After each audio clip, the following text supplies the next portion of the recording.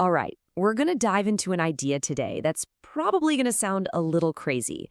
It's called the zero savings strategy, and it turns just about everything you've been told about money completely upside down. Okay, so let's just get right into it with this bombshell of a quote. The whole idea here is that if you're young and you don't have a ton of cash to begin with, sticking your money in a savings account or even the stock market, well, it's a losing game. This pretty much flies in the face of everything our parents and teachers ever taught us about saving for a rainy day.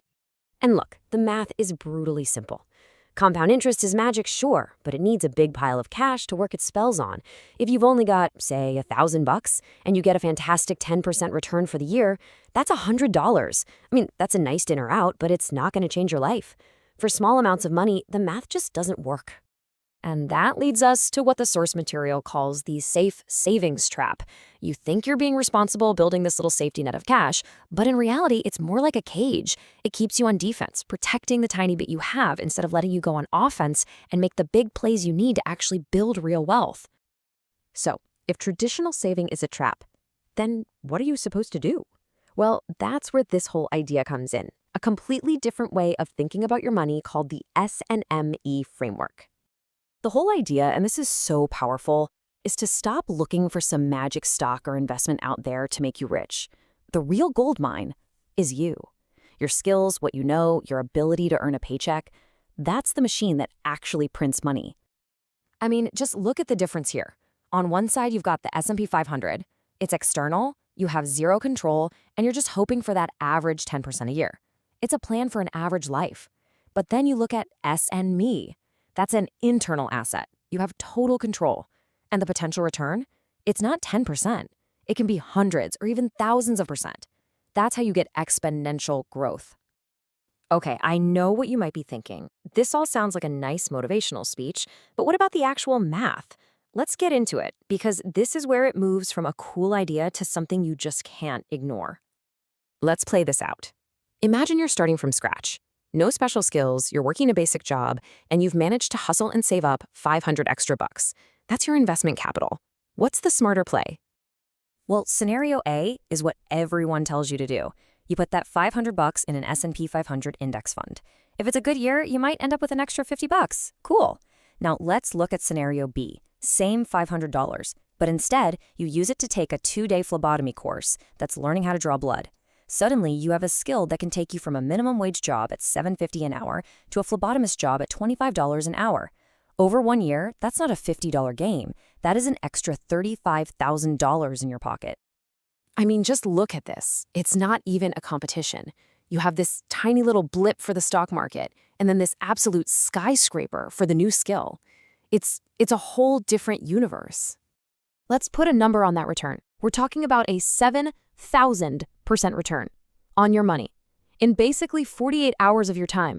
When you see that 10% from the stock market starts to look, well, kind of pathetic, right? And this is really the core of it all.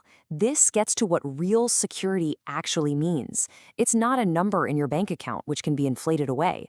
It's a skill inside your head. Nobody can ever take that away from you. A stock market crash can't wipe it out.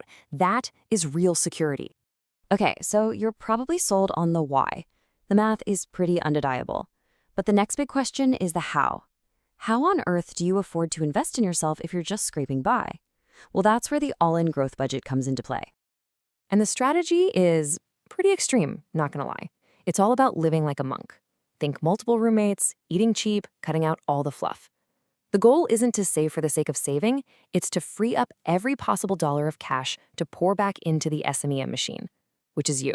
This is what most people's budget looks like, right? Most of your money goes to just living, rent, food, car, fun.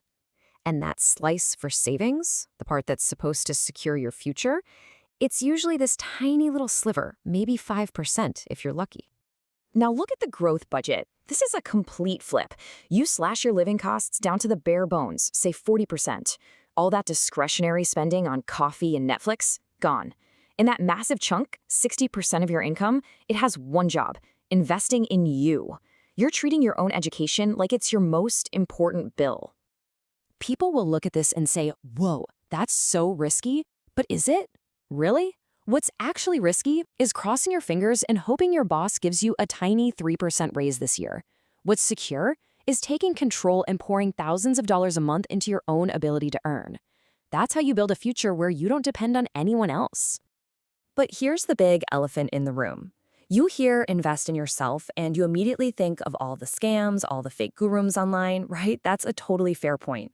So let's talk about how to do this smartly so you don't get burned. Yeah, this is the number one worry.